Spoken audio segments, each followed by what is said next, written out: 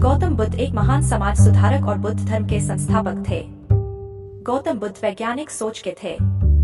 वह बचपन से ही बहुत जिज्ञासु स्वभाव के थे। उनके मन में कई तरह के सवाल थे।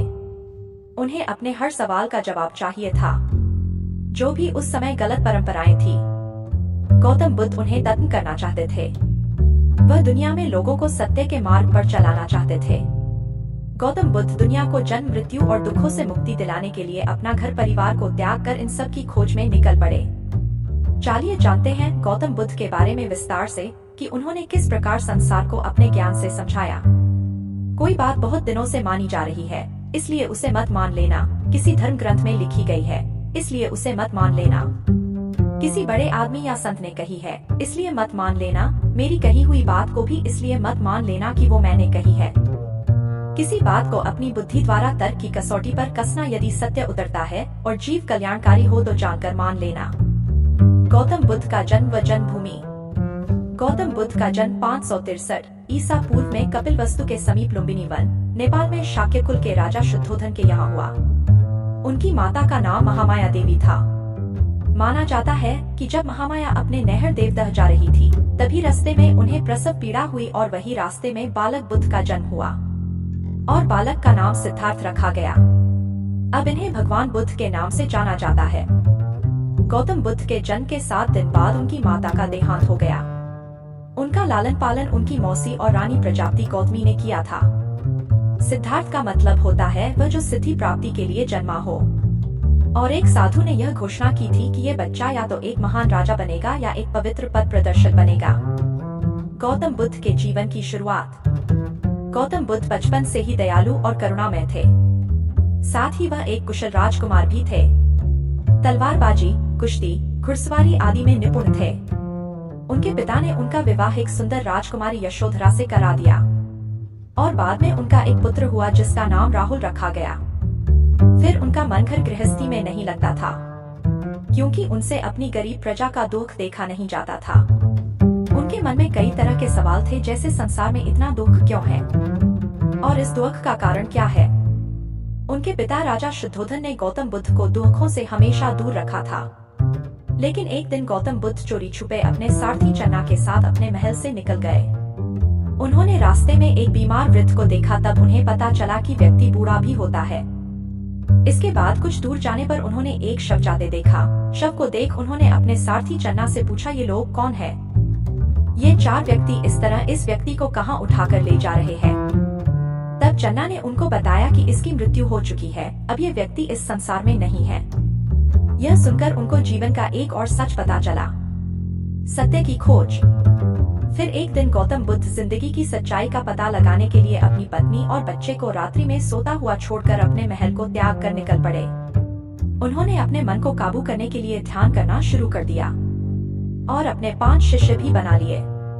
अधिक ध्यान, तपस्या और उपवास करने के कारण उनका शरीर बहुत कमजोर हो गया था। सुजाता नाम की एक स्त्री ने उन्हें खीर खिलाई।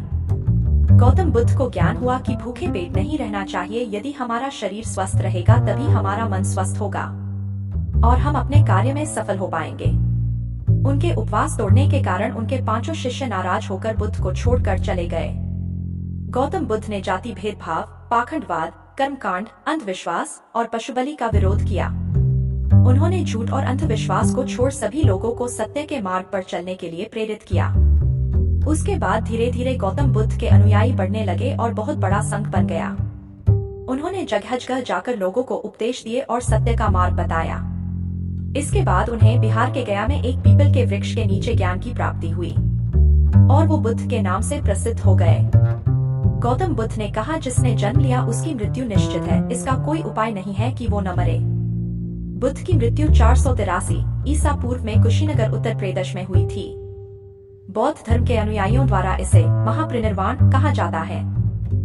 बुद्ध की शिक्षाएं कुछ इस प्रकार हैं। किसी भी चीज की अति अच्छी नहीं होती, माध्यम मार्ग पर चलना ही सही है। हम अपने विचारों से ही अच्छी तरह ढल पाते हैं और हम जैसा सोचते हैं वैसे ही हम बनते हैं। जब मन पवित्र होता है तो खुशी हमारे साथ परछाई की तरह चलती है। चाहे आप कितना भी पूजा पाठ कर ले, कितनी भी प्रार्थना कर ले, जब तक आप कर्म नहीं करते तब तक आपको कुछ नहीं मिल सकता। भूतकाल को याद मत करो, भविष्य के सपनों में मत उलझो, वर्तमान में जियो, यही एकमात्र खुश रहने का तरीका है। बिता हुआ वक्त कभी वापस नहीं आता।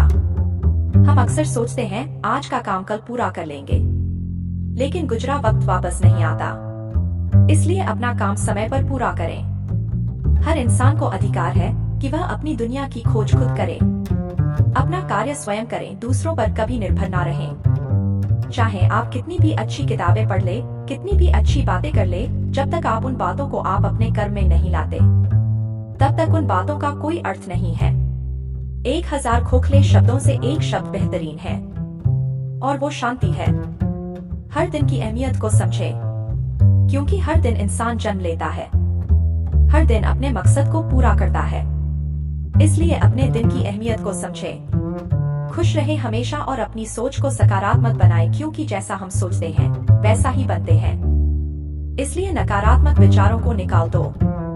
ईर्ष्या और नफरत की आग में जलते हुए खुशी कैसे दिख सकती है? अगर आप अंधेरे में डूबे हैं तो रोशनी की तलाश क्यों नहीं करते? खुशी हमारे दिमाग में होती है। खुशी पैसों में खरीदी गई चीजों में नहीं, बल्कि खुश इस बात में है कि हम कैसा महसूस करते हैं और हमारा व्यवहार सबके साथ कैसा है, और हम सामने वाले के व्यवहार का जवाब किस प्रकार देते हैं। आपको जो भी मिला है उसी में खुश रहे और अधिक पाने की कोशिश न करें और दूसरों से ईर्ष्या न करें। जो लोग दूसरों से नफरत करते हैं उनके मन को कभी शांति नहीं मिलती। जीभ एक तेज चाकू की तरह बिना खून निकाले ही मार देती है। जिस प्रकार हजारों दियों को एक ही दिए से जलाया जा सकता है, उसी प्रकार खुशियां बांटने से खुशी कभी कम नहीं होती। बुद्ध के उपदेश। बुद्ध ने हमेशा लोगों को मध्यम मार्ग अपनाने का उपदेश दिया है और सबको अहिंसा के मार्ग पर चलने को कहा, और बुद्ध ने मूर्ति पूजा, हवन, पशु बलि का जमकर विरोध किया और उन्होंने कहा कि हमें जीव जंतु जानवरों पर हमेशा दया करनी चाहिए।